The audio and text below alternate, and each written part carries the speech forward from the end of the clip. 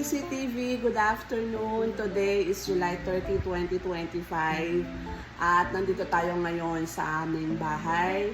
I'm just watching some movie earlier, Donna Cruz and Jason Everly. That was a movie from way back 1997. And I just decided to do this video just to have a recording of what happened to me today. And at the same time, to give you snippets kung ano man yung mga nangyayari sa buhay ko. So, yesterday was my birthday. It was a good birthday.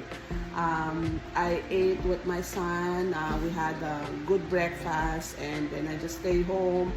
Actually, plan ko sanang magpunta sa mall but I decided since it's too hot outside and you know, I really enjoy being inside the house, so I just decided to stay home and just watch movies and some Korean series that I've been watching for the past few days, and I really enjoyed it. I think that's the case of being an adult or being in the kapag nandun ka na sa edad na tumatanda ka na, talagang you don't want to go out, you just want the main relaxation that you can have is to stay in the house eating and enjoying the company or your family within the house. So, tipid pa ako, hindi pa ako ang gastos ko lang kahapon is yung aming breakfast sa McDonald's ng aking anak.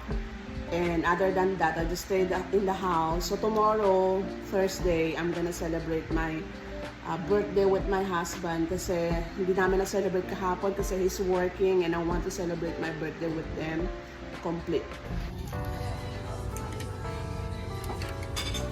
I'm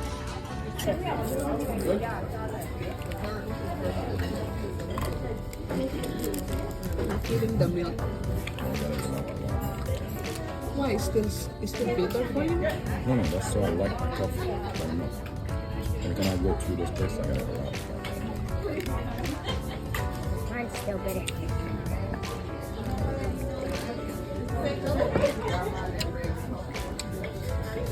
Is everything?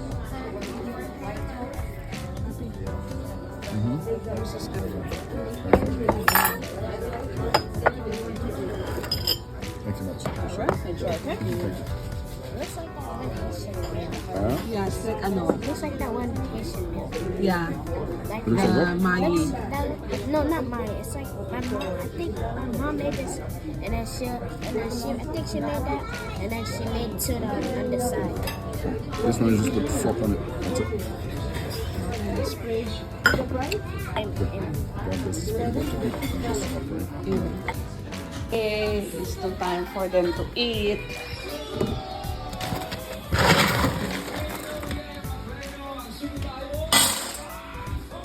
It's time for my dogs to eat.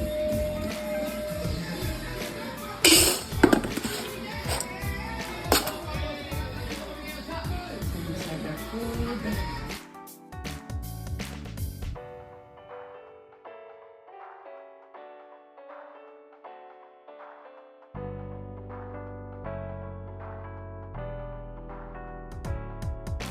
Ito ang aking lunch. Binili ko to sa Kmart, sa isang Korean store.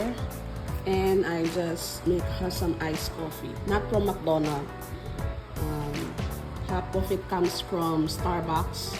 Cappuccino on the go coffee. And then meron akong whipped cream. And then of course straw. So, ito ang aking lunch. Tara! Tara na! Gusto niya pumunta sa street na yun. Come on. Let's go. Come on. Let's go. Uupuan ka niya. He's looking in that street. That's... Oh, teka. Hindi. Come on.